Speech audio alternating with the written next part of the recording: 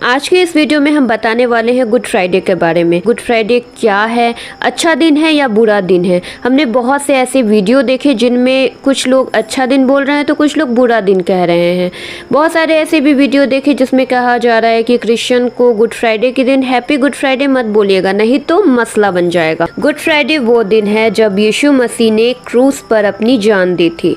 अब आपको यह लगेगा कि उस दिन तो यीशु मसीह मर गए थे, तो क्रिश्चियन इसे गुड फ्राइडे क्यों बोलते हैं।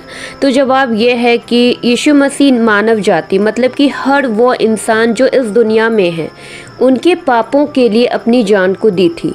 इसीलिए जब उन्होंने हमारे पापों के लिए बलिदान दिया तो उन पर विश्वास करने पर हमारा उद्धार हुआ और हम स्वर्ग जाने लायक हुए। तो इसीलिए गुड फ्राइडे को गुड फ्राइडे बोला जाता है। अब तो आपके दिमाग में एक नहीं कई सवाल आए होंगे कि ऐसा कहाँ लिखा है, ऐसा कैसे हो सकता है। तो चलिए सबसे पहले हम यह जानते हैं कि यीशु मसीह कौन थे। यीशु मसीह यानी कि जब हम मसीह शब्द बोलते हैं तो मसीहा का क्या महत्व है। अब आपको हम हिब्रू बाइबल यानी कि यहूदी धर्म ग्रंथ जिसे तनाख भी कहते हैं, तनाख आपको बाइबल में ओल्ड टेस्टामेंट या पुराना करार करके मिल जाएगा। तो हम तनाख से पढ़ के आपको बताते हैं कि यीशु मसीह के बारे में वहाँ क्या लिखा हुआ है। लेकिन उससे पहले हम थोड़ी सी तनाख के बारे में आपको जानकारी दे दें।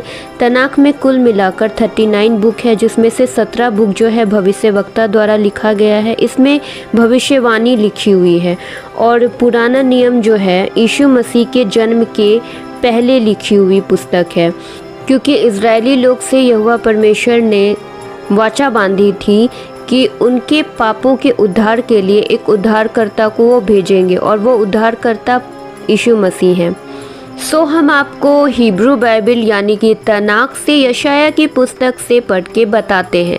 यशाया भविष्यवक्ता ने यशाया की पुस्तक 9 अध्याय उसका 6 से 7 आयत में लिखा है, क्योंकि हमारे लिए एक बालक उत्पन्न हुआ, हमें एक पुत्र दिया गया है और प्रभुता उसके कंधे पर होगी और उसका नाम अद्भुत युक्ति करने वाला, पराक्रमी परमेश्वर, अनंत काल का पिता और शांति का राजकुमार रखा जाएगा।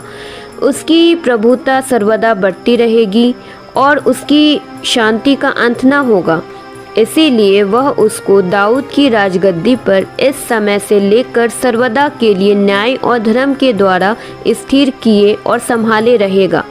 सेनाओं के यहोवा की धुन के द्वारा ये हो जाएगा। तो यहाँ जो यशाया की पुस्तक में लिखा है ये उनके जन्म के बारे में था जो पूरा हुआ। अब जब इस वीडियो में हम आपको गुड फ्राइडे के बारे में बता रहे हैं तो यीशु के मारे जाने और उनके क्रूस पर चढ़ाए जाने की भविष्यवाणी यशाया की पुस्तक उसका 53 अध्याय में दिया गया है, 1 से 12 आयत तक। हम डिस्क्रिप्शन में लगा देंगे, आप वहां से जाके पढ़ सकते हैं। और यह भविष्यवाणी यीशु मसीह के आने के 700 साल पहले लिखी हुई है। ये पूरे आपको इज़राइल में हुआ था, क्योंकि इज़राइल में ही ये भविष्यवाणी की गई थी। रोम साम्राज्य ने यीशु मसीह को क्रॉस पे चढ़ाया था। और ये सारी बातें आपको लिखी हुई बाइबल के नया नियम में मिल जाएगा। मत्ती, मरकुस, लूका, यूहन्ना, ये चारों सुसमाचार में आपको यीशु मसीह के जन्म के बारे में, उनके मरने के बारे में और उनके फिर से जी उठने के बारे में आपको मिल जाएगा।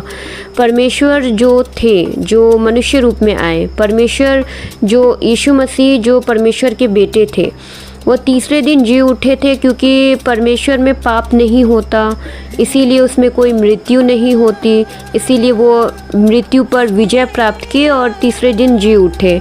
और मरे इसीलिए थे क्योंकि वो हम सब मानव जाति का पाप ले करके तब मरे थे।